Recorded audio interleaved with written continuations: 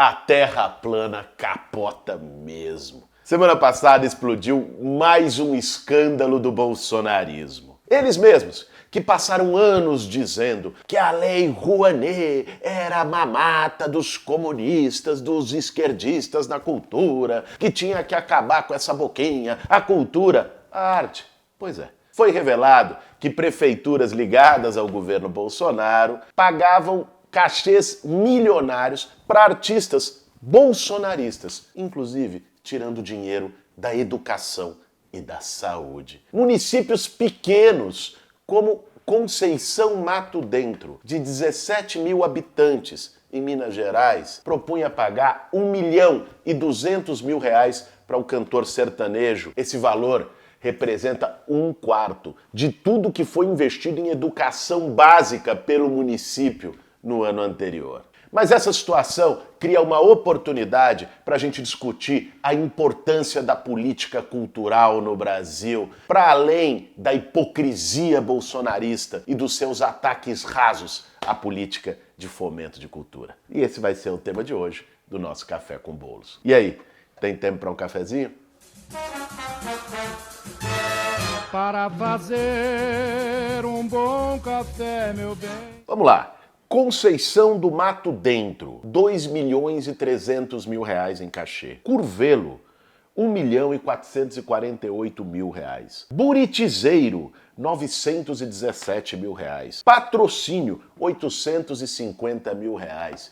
E por aí vai. Vejam só, o problema não é uma prefeitura investir em cultura, levar artistas para a cidade, sejam sertanejos ou de qualquer outro ritmo. Aliás, a música sertaneja é muito popular, muito escutada no Brasil e merece ter seu espaço ao lado de tantos outros gêneros musicais. A questão não é essa. O problema aparece em dois lados. Primeiro, qual foi a motivação política nesse momento de várias prefeituras ligadas ao bolsonarismo contratarem esses shows, justamente num ano eleitoral e, em muitos casos, com verba do orçamento secreto que veio do Centrão diretamente para as prefeituras. O objetivo de campanha eleitoral para os deputados ligados a esses prefeitos e para o próprio Bolsonaro é mais que evidente. Mas também tem uma segunda questão, que é a boa e velha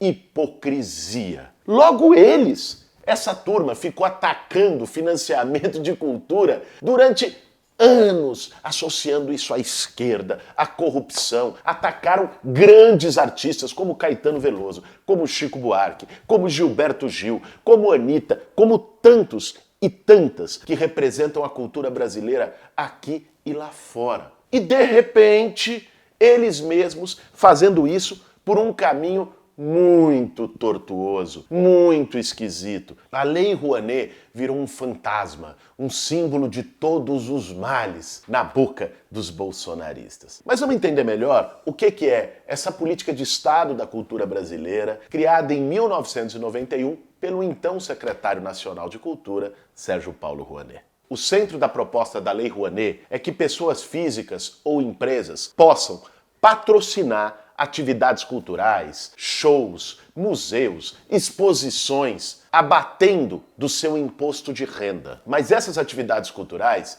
não saem da cabeça de um deputado que fez uma emenda ou mesmo de um prefeito. Elas precisam ser aprovadas e seguir critérios públicos pela Secretaria Nacional de Cultura, um órgão federal. E mesmo que o valor repassado pela Lei Rouanet seja um subsídio que não pague inteiramente o cachê ou tudo que é necessário para a produção de um show, por exemplo, ele pode ser utilizado para baratear o custo do ingresso, fazendo com que o valor seja menor do que se o investimento fosse 100% privado. Independente das críticas que existem à Lei Rouanet e de necessidades de aperfeiçoamento, há muitos critérios que a maioria dos que criticam, sobretudo os bolsonaristas, simplesmente desconhece. Aliás, eles não estão preocupados com lei nenhuma. e muito menos com corrupção e mamata. O governo Bolsonaro fez esquema com compra de leite condensado. Eu nunca vi essa gente se perguntar sobre o cheque de 89 mil do Queiroz para dona Michele. Nunca vi se perguntarem sobre a mansão de 6 milhões do Flávio Rachadinha. Essa turma, de verdade, não está preocupada com moralidade pública, com corrupção. O ataque à Lei Rouanet, além de ser um factoide, é também uma tentativa de atacar a arte e a cultura brasileira, que eles detestam. Tem uma verdadeira fobia por uma cultura popular que vem de baixo, que expressa também o pensamento crítico e as raízes do nosso povo. Tudo que não for homenagem à brilhante Ustra, pregação de ódio e de violência, eles criticam.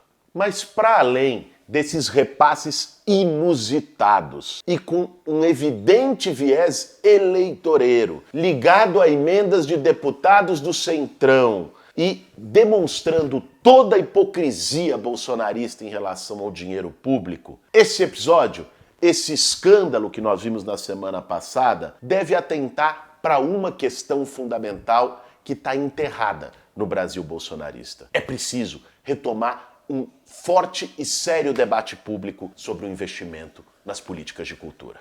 Um país sem cultura, sem educação, é um país sem passado e sem futuro. Ainda mais com tudo o que o setor cultural perdeu durante a pandemia, foi o primeiro a parar e o último a voltar, e com a insuficiência dos auxílios, que aliás o Bolsonaro tentou vetar até o último momento, como as leis Aldir Blanc e Paulo Gustavo, o setor de cultura pede socorro e precisa da retomada de investimento e de um planejamento para a área. Alguém acredita que um mentecapto desqualificado como Mário Frias tem condição de pensar política para a cultura brasileira? Vamos falar sério, gente. Quantos artistas, nesse momento, não estão desistindo dos seus sonhos e da sua perspectiva de carreira pela falta de incentivos? Quantos músicos, escritores, dançarinos, dramaturgos, produtores culturais não ficaram